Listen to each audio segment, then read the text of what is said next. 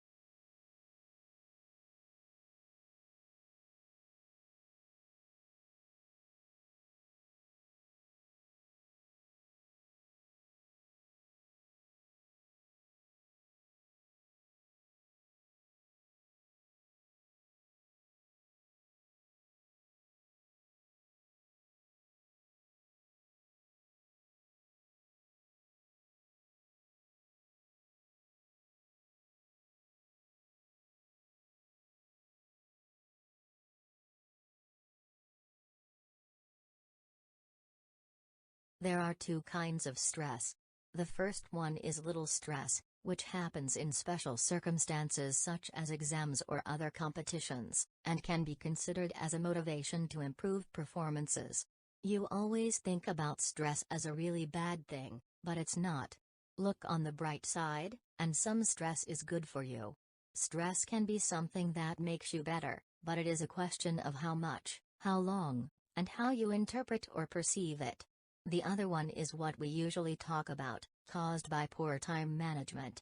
Good time management is essential if you are to handle a heavy workload without excessive stress.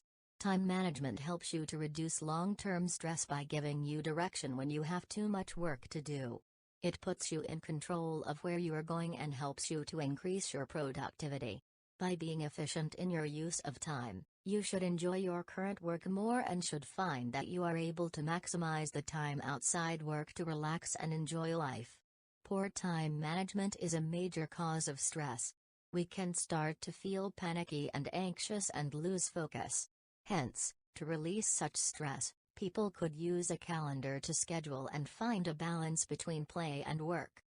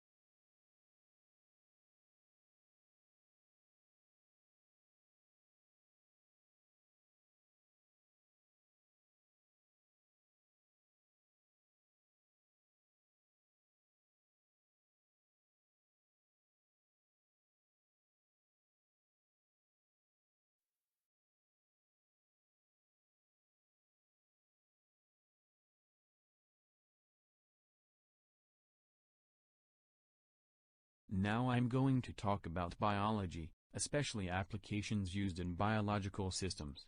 The biological system does not always stay the same, but it evolves. Biology engineering is the next level of engineering. Nowadays, scientists rewrite DNA by cutting the pieces and can create new organisms, so they can engineer and design nature. While scientists could only cut and paste DNA from one organism to another 40 years ago, they can now write and synthesize DNA to create new organisms with new techniques. If these organisms have a bacterium, when they go to the lab tomorrow, they will see millions of bacteria. Besides, scientists are building a cellular factory and cultivating millions of bacteria based on one bacterium. People also want to see a natural world in the future.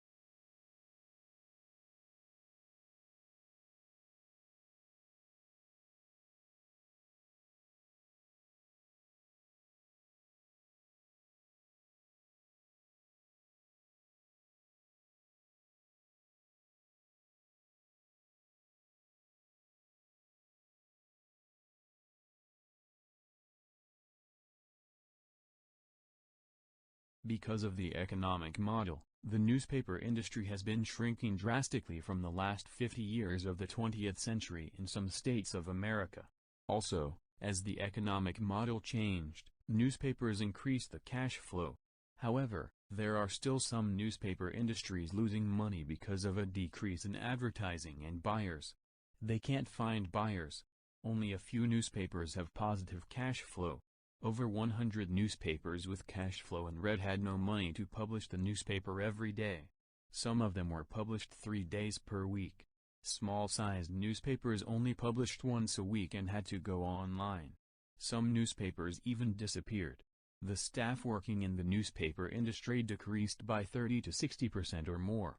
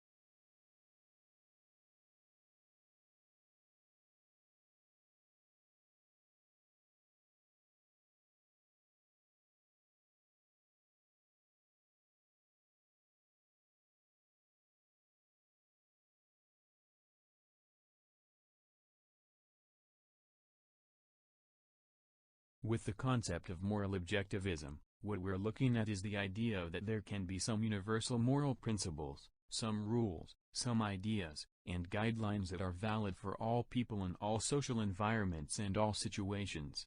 The idea that we can essentially have some signposts or a roadmap to guide behavior is going to be consistent across all individuals.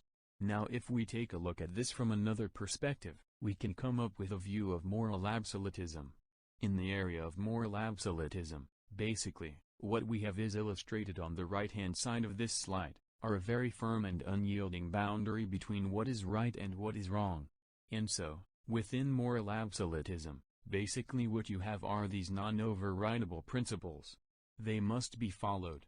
They must never be violated, and there were no exceptions. It is always right.